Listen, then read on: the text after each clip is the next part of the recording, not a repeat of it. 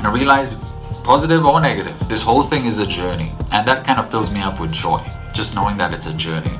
If everybody just goes into their homes and shuts their door and gets supplied their food for 3 weeks, or let's extend it to be safe, I say 6 weeks. But we couldn't do that. And when I told that to my wife, she explained to me we couldn't do that because a lot of people are homeless. They're running around on the streets. That's the issue. So we can't even do that. So on an abundant planet, we cannot even provide. We're so selfish, some of us, that we can't even provide basic food and shelter for other humans. That just mind boggles me. It's mind boggling. We have not yet reached the point where every human has basic dignities afforded to them, like shelter and food to begin with. And that, I think, is rather bad, for lack of a more complicated term. It's really bad that we don't, as a planet, have every human with food and shelter.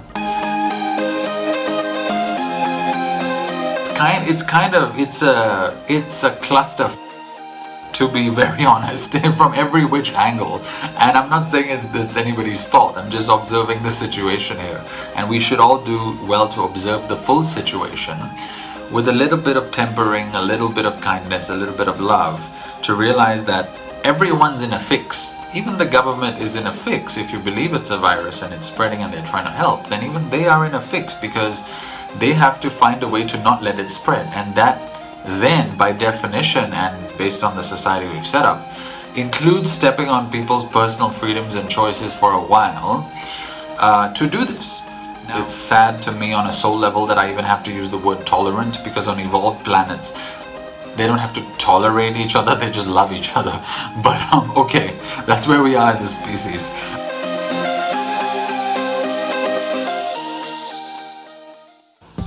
Hey guys, hope you're well. Welcome back to my channel. This is Zephyr. I realized my previous video, Into the Cam number 2, Is COVID Even Real? Or Is COVID Real? Was generating quite a bit of steam online, and I do not want anybody to get frustrated on my behalf, so I've decided to make a follow-up video with a slightly better lens and talk about the lessons that I've learned from COVID and lessons that I like to share with you guys, some of my supporters, some of my clients, some of my fans, and just people who are learning from me and who I'm learning from, and we're learning from each other. So I'd like to share this with the community, basically. So there's quite a few lessons we've learned. So in the previous video, episode 2, I shared with you my method of thinking and how I analyze certain things. For me, I'm the type of person who I see how it affects my life. I go based on data I've received for me, meaning how it would affect me. So for example, if I ride a bicycle, people may say cycling's great, but if it leaves my groin really sore for 6 days in a row, I might realize, hey, cycling's not for me. Or maybe I can just go change the seat to a softer seat, and so on and so forth. So that's how I do my life. I like to put out another video that talks about the lessons that COVID can teach us, and this was inspired by one of my healers. Eventually, I will be dropping all her links in the YouTube description of this video and giving you guys discounts to go see her if you want to. Healers have healers, so as a healer I have healers as well, and coaches have coaches, that kind of thing. I just saw a quote the other day on Facebook that said, if your coach doesn't have a coach, it's time to find a new coach. Just to show that we're all always learning and growing. Let me talk about the more humanitarian lessons later on. And first, let me talk about the more controversial or juicy lessons in a sense, because a lot of you who are arriving to this video who are already really balanced in your thinking and you're looking for the humanitarian lessons, I'm not that worried about you guys because you're already, wonderfully balanced people. But oftentimes when people are drawn to headlines like this about COVID, people are in search of something. I've been there. So I'd like to start with those lessons first. So one of the first lessons that I got is that it's almost often never this or that, it's probably both. And we say this a lot even in self-empowerment, personal development, and spirituality, which is, it's not if I do a day job, that means I can't do my dreams, or if I do my dreams, that means I can't do charity. It's often you can do all of it. And so for the nature of the virus, or the nature of this phenomenon which I was questioning in the previous video, I then contacted a few of my healers and some really wise people who work inside pharma, outside pharma, in healthcare, outside healthcare, and so on. And I think I'm drawing a conclusion based on what a lot of them have said. A lot of them, that was their opinion. A lot of them, that was their actual knowing, because a lot of these healers cross into multi-dimensional realms, which are beyond Earth. If you don't understand what I'm talking about, maybe start with my playlist titled Spirituality on this channel and go from there. So a lot of them do know exactly what it is, and I'm going to be lifting some of their words to share with you guys, but I find solace in their words, and I think it's probably true. That's what I feel. You're welcome to have your own feeling. So it's what I've been told by the majority of my healers is that it's definitely a virus. As for the nature or the intent behind releasing it, it could be many things. And that's my feeling too. It could be a weapon, a warfare weapon that was being researched and somehow got leaked. It could be a warfare weapon that's being researched and got intentionally leaked. It could be a virus just being researched for helping or preparing purposes, for preparedness in the medical and political realm, and then it got leaked for some reason.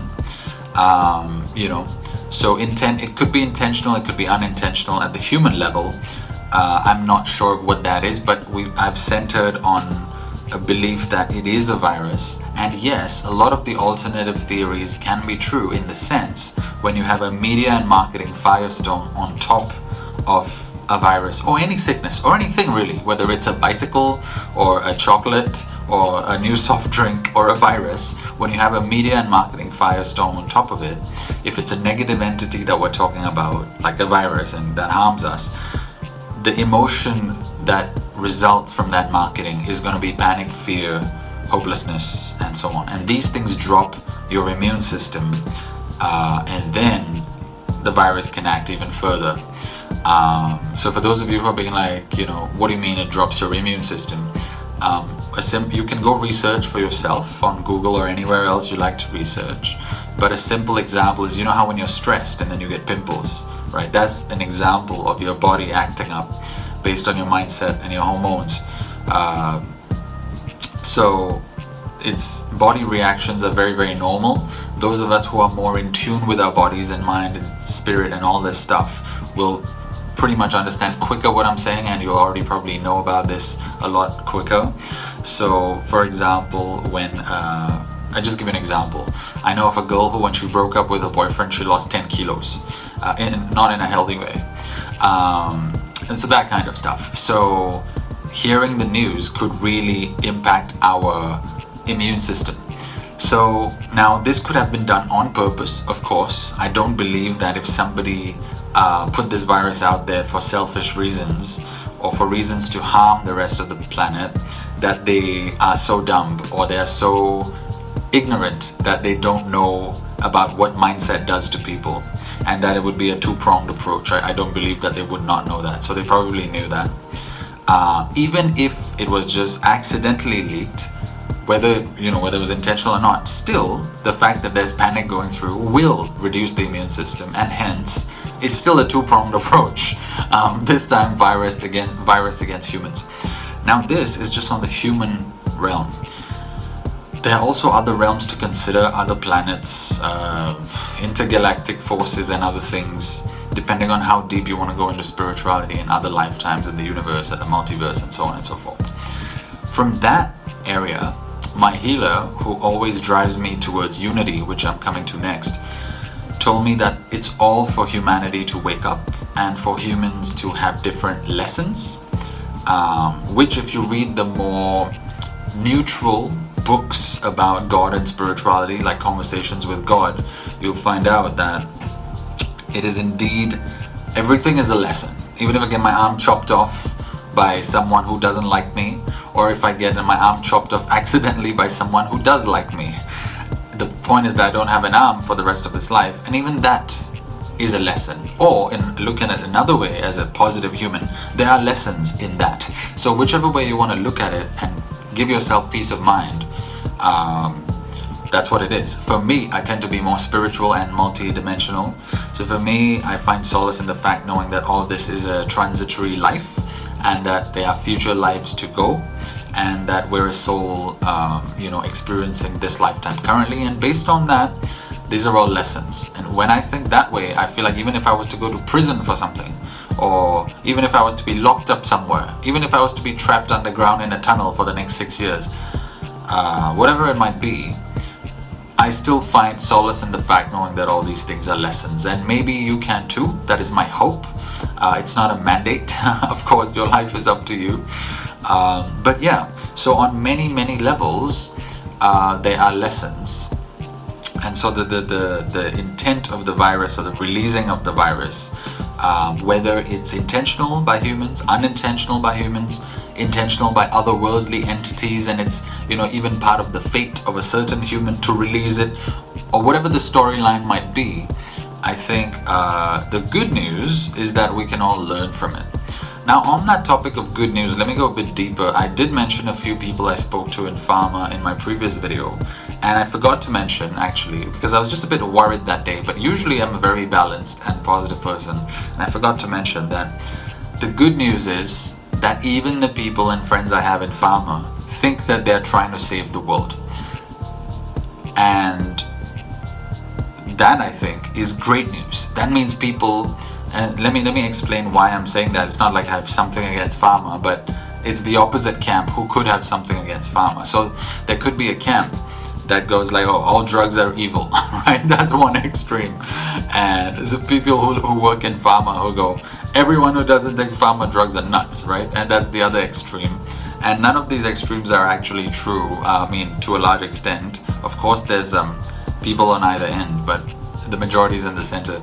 So the good news I've found is that my friends who work in pharma, even the guy I told you who worked quite high up, who said like beyond a certain level he doesn't know what goes on in the company, even he was really describing with passion how that company had taken experimental drugs to a country where people were dying and dropped, and not of COVID but something else, dropped the death rates from thousands a day to hundreds a day. And there was real emotion in his eyes. And I mean, I'm a healer and a coach and a client, a counselor, so I could see that. But honestly, any human can see that. We're not dumb, we're all human, we all have hearts and we all feel. And so it was obvious that even he thought like, wow, I'm saving the planet, I'm saving people, this is amazing. I personally think that that's a great thing, because when you have humans living at their best, whatever their best might be, I think that that's a wonderful thing to behold. So that's another piece of good news. Now this next one is my own conclusion that I came to about a year or two back in 2020. A lesson that I realized is that as humans and as humanity, we have not yet reached the point where every human has basic dignities afforded to them, like shelter and food to begin with. And that, I think, is rather bad, for lack of a more complicated term. It's really bad that we don't, as a planet, have every human with food and shelter. Now, I first read about this concept in Conversations with God, where somebody's talking to God, and the author, Neil Donald Walsh, but my quantum healer said, oh, he was just talking to his spirit guide. And whatever it might be, it's divine wisdom. And so I first came across this concept there where they mentioned that it would be great for every human to first be afforded basic food and shelter, right? And that's not like full-fledged communism or anything. I don't claim to know the depths of communism, but I've heard that word thrown around, like everyone's equal kind of thing. It's not that everyone just stops there. That's just the baseline.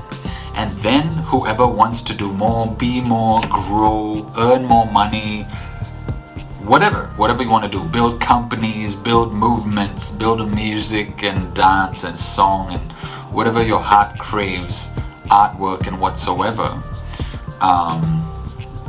that's fine.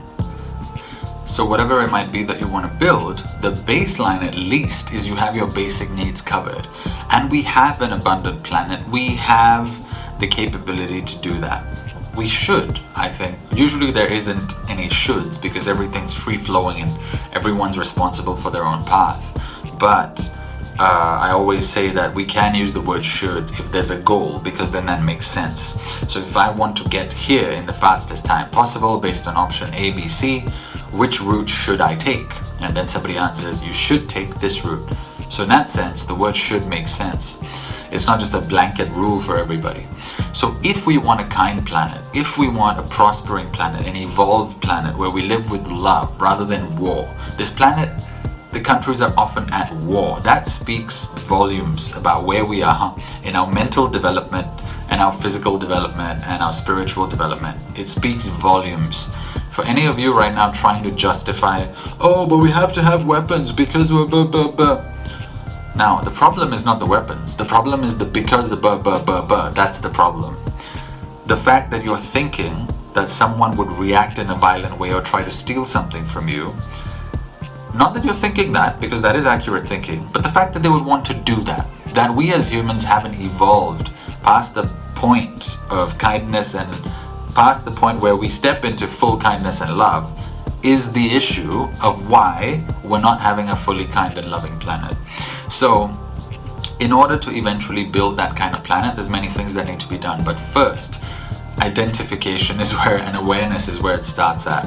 So I wanted to share that with you, that COVID has brought to light that we don't even have basic housing and food for everyone. And the reason that point comes up is because many experts and even spiritual masters and so on, I was watching a clip from this Indian mystic called Sadhguru, and even he was saying a couple of years back that the entire virus, or any virus, can disappear if everybody just goes into their homes and shuts their door and gets supplied their food for 3 weeks. Or, let's extend it to be safe. I say 6 weeks.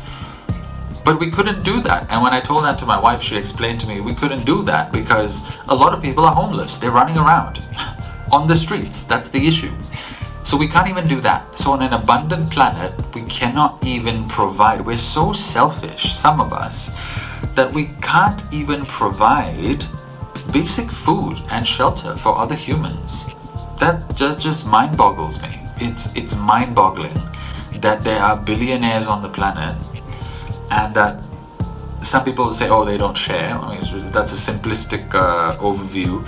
But some people say like, oh, even though they want to, they can't because certain governments and corporations will prevent that. Some will say some humans are so screwed up in the head that they will still have prisoners and people under their rule and try to threaten them even if billionaires try to intervene. Obviously, as with all things in life and all human possibility, it's like that, right? It's not just a straight path. But the point is, again, awareness first to start with. And so I just wanted to make you guys aware that we don't even have that yet on planet Earth. And that's where, if we had something like that, that would have been one of the methods we would have tried to eradicate this virus after it was released. But we don't even have that. That would have been such a simple solution if it worked.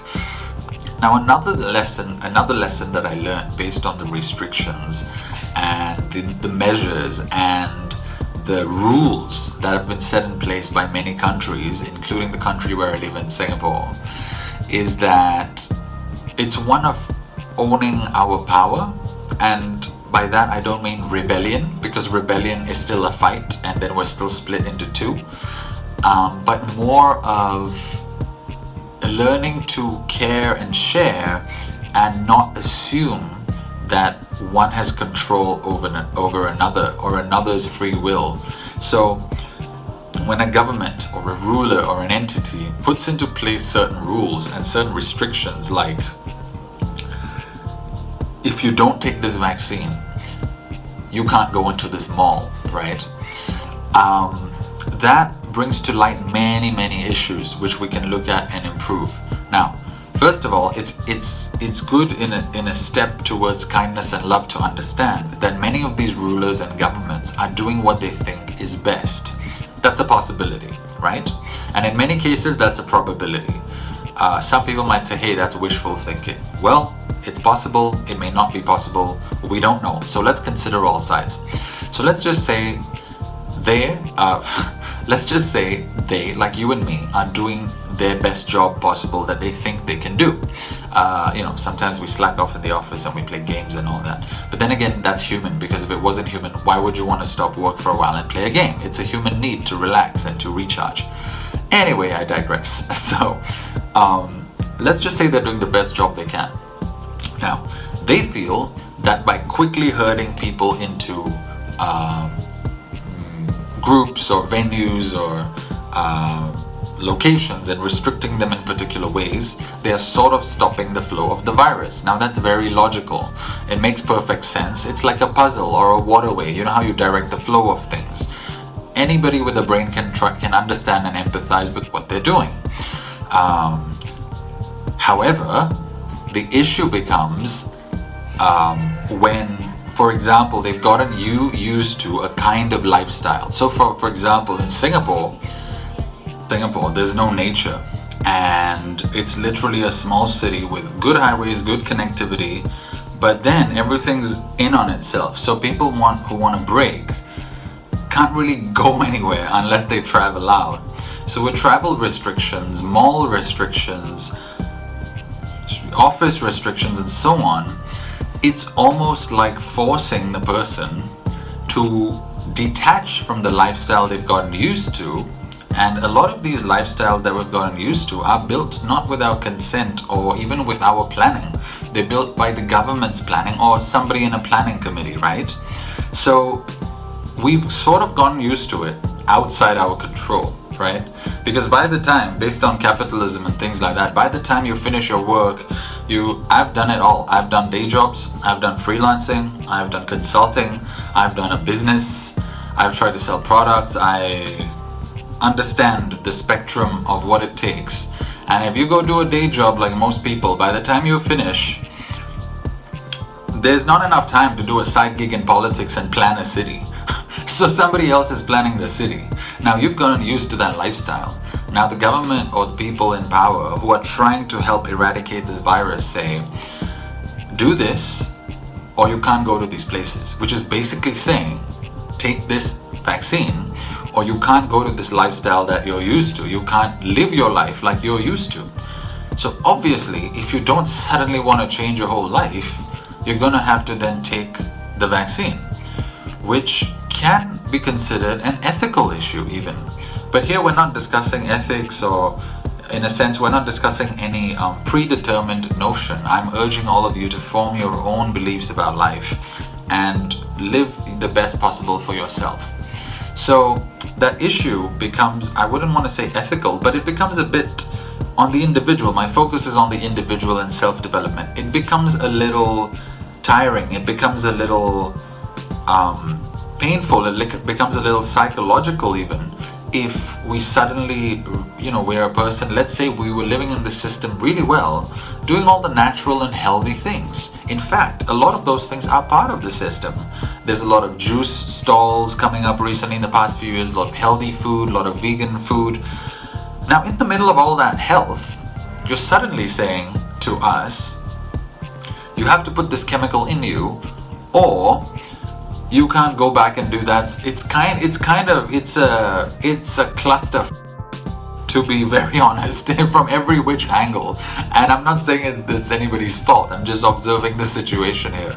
And we should all do well to observe the full situation with a little bit of tempering, a little bit of kindness, a little bit of love, to realize that everyone's in a fix. Even the government is in a fix. If you believe it's a virus and it's spreading and they're trying to help, then even they are in a fix because they have to find a way to not let it spread. And that then, by definition and based on the society we've set up, includes stepping on people's personal freedoms and choices for a while to do this.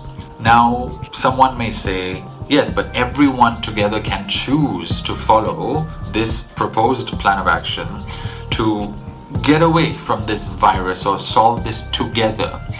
Now, the problem with that phrase together is, if everyone hasn't decided together, someone can ask, well, how is it together then? You decided it and I'm being forced to follow it. So that's not together. So in a sense, that's not together, but in a sense is also together. And this is the divine dichotomy, which I read about in Conversations with God, which is there's always two sides to everything, sometimes three. So you know, it's helpful to observe that, you know, the government or your rulers might be doing what they can to try to eradicate this virus and cope with it as fast as possible. But the lesson there is that it could step onto your personal freedoms. Now, the soul lesson there, or the spiritual lesson there, for both parties, it's not just for like, oh, I want you all to be spiritual and fight the government. It doesn't work like that, especially when the government is just human beings like you, also trying to do the right things. And I mentioned earlier, the person I spoke to in Pharma really was full of passion and emotion for saving the planet. So it would be mildly silly to argue or band up again like that in two factions. And also, that's another lesson about unity, which I'll be coming to next. The lesson of unity versus duality. So the lesson there is about power and how we do power plays against or for each other, that kind of thing. So for the people who've been forced or told to follow these rules, the lesson there is to own your power. So as a human being and as a soul trying to fight negative entities and negative vibrations and emotions, which we all have from time to time, you would want to hold on to your power versus give it away. So if somebody just says, oh, you gotta drink this, like, yeah, sure. Oh, you gotta put this in your body, okay. Oh, you gotta get smacked in the face. Oh, you gotta bend down on your knees. You know, you gotta find your own power and hold on to it. Of course, not mindless power. So use your brains and exercise and make a choice from your full power. I choose to take the vaccine because that's an example of choosing from power. I choose not to take the vaccine because, also a choice from power. I choose to take multivitamins every day because, or I choose not to because, so these are choices made from your own thinking and your own power, whatever that may be at that moment. Now for the other party who's sort of in a more leadership position and trying to help with things, whether you're a government, whether you're a farmer, whether you're head of your family, whether you're a boss of a workplace, whatever that might be, also there's lessons there for you in power about how are you controlling other people. Is that a good, not good, the word is not good, but is that a karmic cycle or something that you want on your karma and sort of like an energy debt in a sense? Is that something you want to perform willingly or unwillingly and exert that kind of power over other people, especially if it's causing them harm? But like all things, it might be also causing them good. I totally understand that. Sometimes you may not have a choice. You may be forced to do that by your superior, or you might have to make that call if you're the ruler of the country or continent or whatever. You might have to make that choice, and then it's just something to observe, like, oh, I'm making this choice where I'm forcing my will, no matter how good it may be for other people, upon them. That may be a lesson there, which is it even in line with your soul and your true divine path to even control other human beings, whether for their good or for their bad? That's your personal lesson. If you're watching this and you're a ruler, a leader, a politician, a boss of some sort, that's your own lesson for you. When I've been in a leadership position, which has been at several points in my music and my workplaces and so on, I've thought about that, right? As I think every leader does at some point, unless you're like inhuman or something. So that's the lesson there for those who are in a leadership power, who are in the power of leadership, who are on the cutting edge of technology, who are researching and going like, whoa, this might save 5 million people, but it might kill 500. That's a lesson for you to think about. Are you okay with killing those 500? Why are you okay? And in the future, even if you are okay or not okay, whatever it might be in the future, could you eventually move out of a role which requires you to think of such power plays and gets you more into the flow of sort of being more neutral and being more self-sufficient and not having to control the fate of other humans?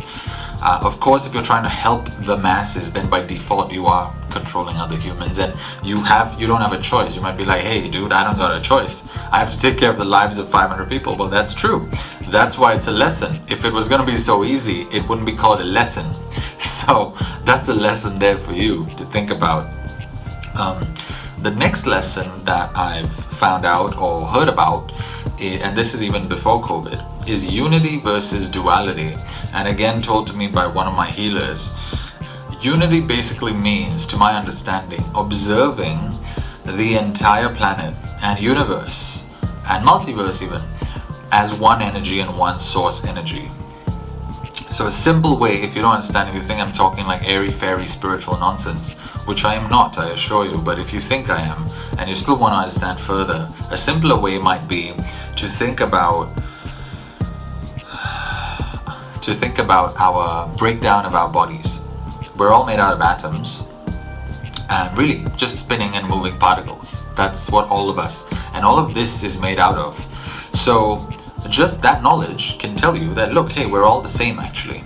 So in that sense, we're united because we're made of the same energy. Duality is where you sort of, in the concept, in the context of COVID or other wars and fights and things where people can get divided. Duality is where there are two sides.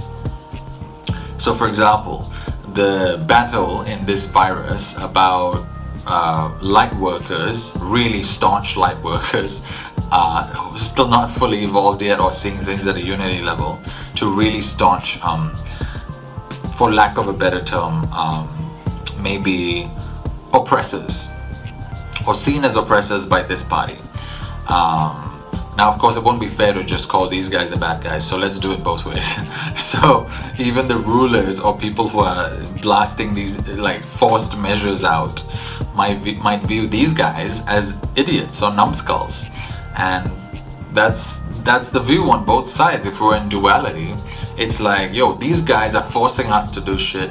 Why are they doing that? These guys are like, yo, how can these guys be so dumb? We're trying to help them. So that's the duality. And then unity is more of where we realize we're all one human race, one energy, and we're all trying to help each other the best we can. And then that actually shifts your whole energy. I'm feeling an energy shift just talking about it. So if you visualize that, maybe you'll feel an energy shift as well. And in simple common man terms, that can be called maturity, where you let somebody do what they want to do. That's their path. That's maturity in a sense, which is also unity.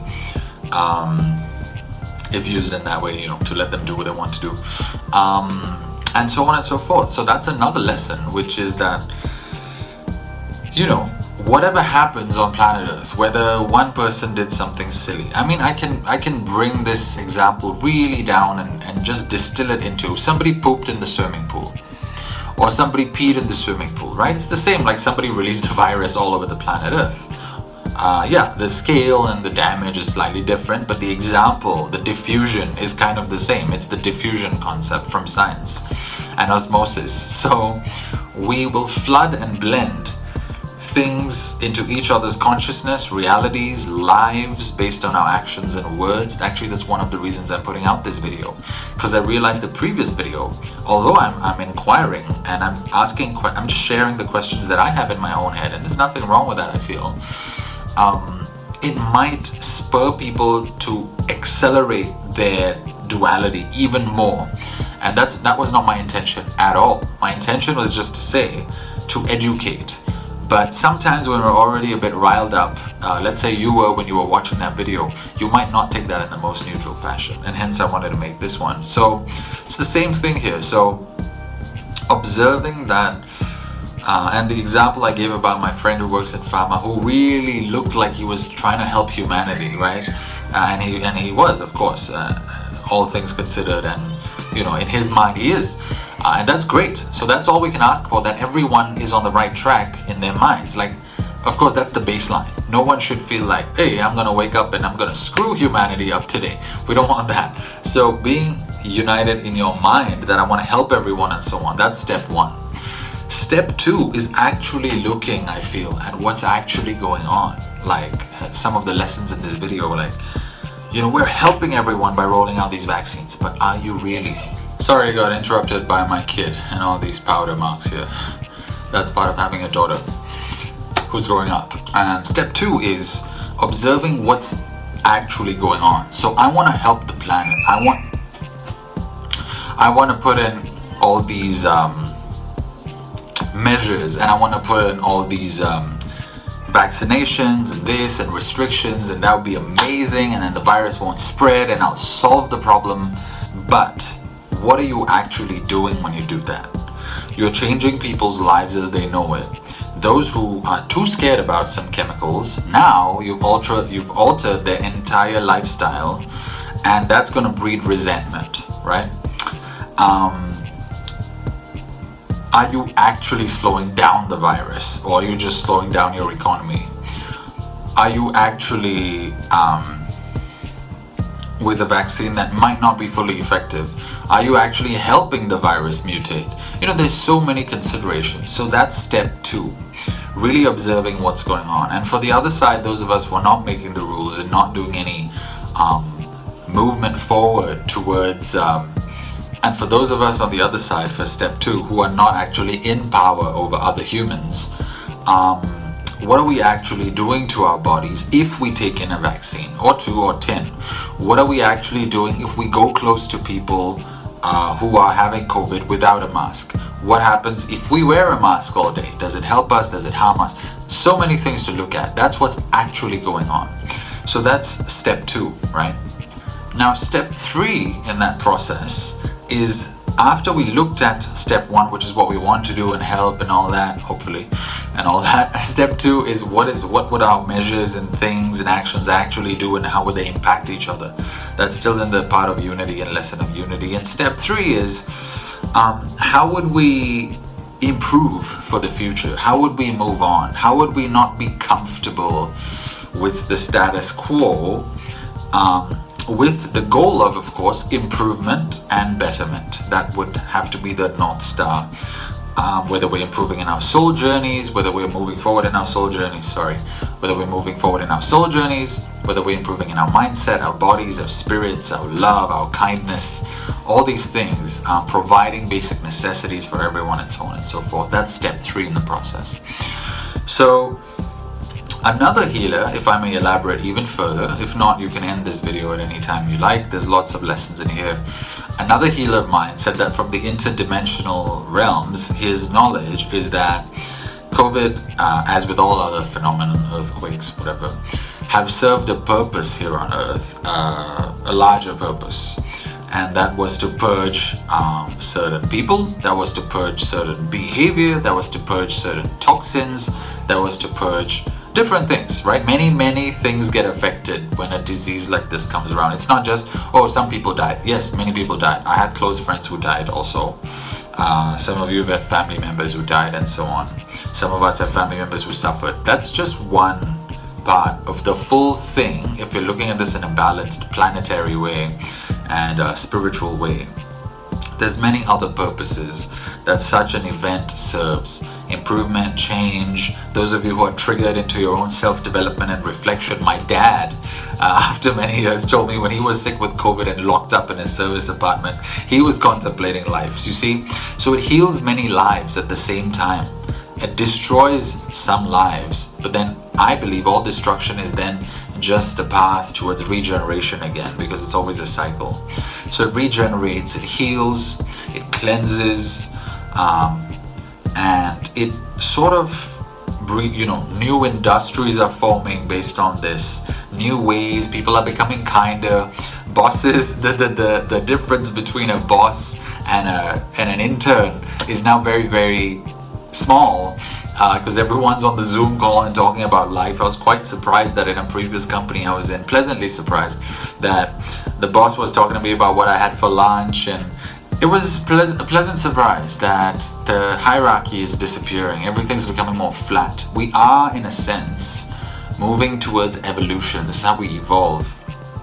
But it's very important during this evolution, and in conclusion, I wanted to say that it's very important during this evolution that COVID, when it sweeps through the planet, or any other disease or whatever, it's very important to hold on to certain goals and ideals that would move us forward in our evolution towards a kinder, more loving planet, more giving nature, just really more love permeating through the planet. This was not supposed to be a pitch, but I have a new song out called My Religion is Love, so check that out on my YouTube channel as well. So we really need to move towards this master emotion, which is love and unity. And that's the important thing to keep in mind. Even though somebody just down the street next to you is going, COVID is fake, I don't believe COVID exists, as a disease, or even if they're even more in a different direction of thinking, and they go like, I don't believe COVID exists at all, it's not even a thing, it's just a false label. Even in that scenario, it's good to keep your peace and be kind. And as a mature individual, usually you would, if you're an intelligent person watching this, you would be thinking, when you hear that person talk, you'd just be like, oh, okay, that's where they're coming from, because they don't know about all this yet. And that's that, right? And also the opposite, a lot of light workers who might be onto something, some truths, might look at somebody who goes, it's a disease, it'll kill all of us, we must all take 10 jabs, and go like, yeah, this guy's crazy, or this chick's crazy. But how about a little bit of love and compassion and kindness, going, hey, that's all they know, that's what they know about the world right now, and that's how they live their life, and that's fine, that's their path. If we all had the same path, wouldn't this be boring? Nobody would be watching YouTube or this video or other videos like I watch daily other videos and go like, oh, let me check this out, let me check that out. If everybody was the same, what would be the point of living anymore? So that's in fact, in conclusion, even another lesson that I've learned, which is to respect diversity, respect difference of opinion, respect how different we are, the different cultures, be more loving. I made a lot of friendships during this virus in my condominium where I stay with perfect strangers. I've also noticed a strange trend of Singaporeans. In the past, it would be weird if you met someone on the street and you went hi, they'd be like, so why is this guy saying hi to me? What a weirdo. Now it's like, hey, hi, just talking to random people. Because I think it's brought us a lot closer together as a species, and it puts love and kindness back into the picture, because people are just popping off left, right, center, and so that teaches you a lot about life. It teaches you a lot about other people, and when you realize the tender nature of this whole thing, life, you tend to get a lot closer. That's another good point, that COVID has spread throughout the planet. The rest of the population, whoever's left, becomes more loving, becomes more kind, and becomes more tolerant of each other. It's sad to me on a soul level that I even have to use the word tolerant, because on evolved planets they don't have to tolerate each other, they just love each other. But okay, that's where we are as a species. So that's a bit but yeah, it brings more tolerance into the picture.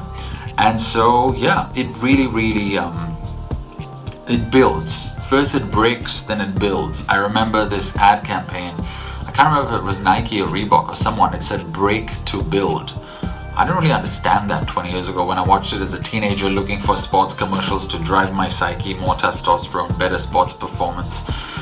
But now I kind of understand that phrase. You have to break in order to build, whether that's breaking the foundation of a building before you start building it, breaking the land or whatever, or sort of shaking the planet up before we rebuild something. So in a sense, COVID has served a very positive purpose. That could just be my positive psychology at play there. Overall, it might be a negative. I don't know. I choose to look at it as a positive and nothing as a negative, because I've read books like Conversations with God and so on. I've done my own spiritual work, and I realize, positive or negative, this whole thing is a journey, and that kind of fills me up with joy, just knowing that it's a journey. And so yeah, I hope you guys derived some value from this video. If you did, please like this video, please subscribe, and please turn on the bell icon next to the subscribe button for notifications when I release new videos, new music. I have started to interview people, which I wanted to do for 2 years now. I've interviewed my first personality. I have not had time yet to edit the video and put it out, but I will. Subscribe on my website if you'd like to receive mailers, which don't talk too much, they just tell you when the next video is out or the next thing is out, and you can just go enjoy it. That's kind of my thing. I'm in entertainment. I've been in music for a long time. I like to entertain. I like to delight. I like to make you guys feel happy and laugh at how stupid my face looks when I crack jokes. It amuses me, And yeah, just go to my website and subscribe. That's zephyrkhambatta.com. And yeah, I'll see you guys in the next video. Depending on when you're watching this video, there might also be courses on my website already, simple video courses priced really reasonably, which teaches you a lot of things that I've learned in the entertainment space, in spirituality, in marketing, and my day jobs. Really how to excel in mind, body, and spirit in all areas of your life. And yeah, I only put out the good stuff. What can I say? That's what I do. So that's what I like. So I go learn that and then I share it. So yeah, so thanks so much for tuning in, and have a good day ahead. I'm planning to put out a lot more videos soon, and take care. Thank you. I love you, and bye-bye.